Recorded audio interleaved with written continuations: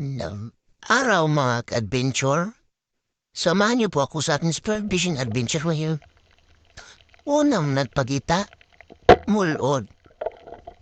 Ops, pangalawa na pala yan guys. Kasi may nakita akong lapu-lapu eh.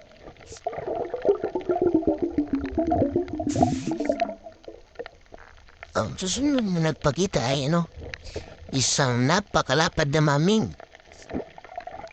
Yan, sinisipat ko muna guys kung saan ko titirahin. Kasi masyadong maliit yung butas. At ayun na nga, sa pool.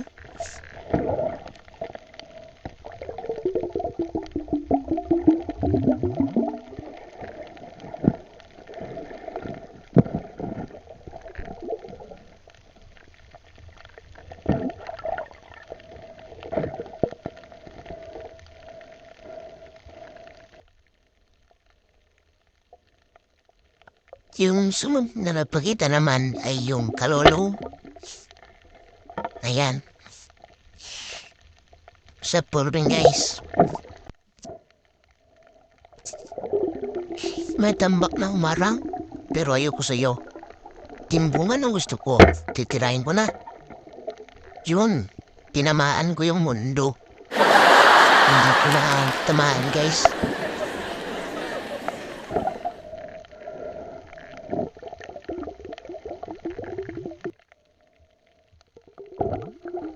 Anyway, let's proceed to our next catch, which is mulod. What?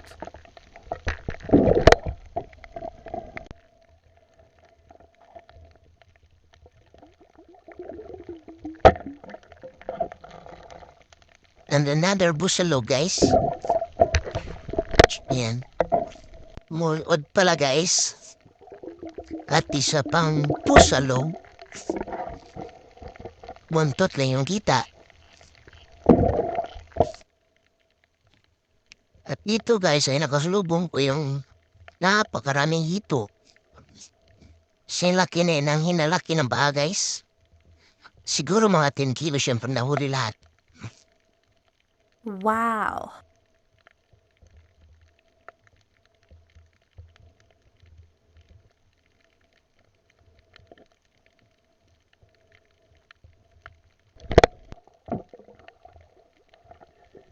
At dito nga guys, nakita ko ng 4 na magkasunod-sunod na busalo.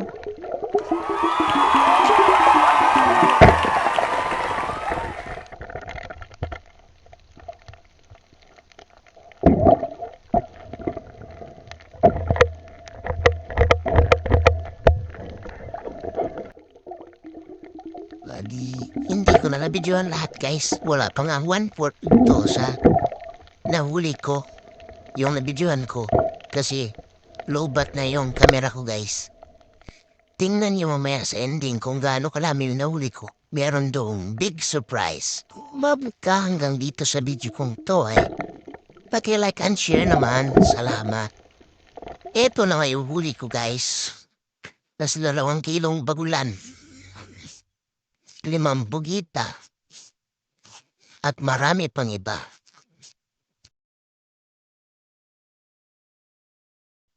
Blessings na naman.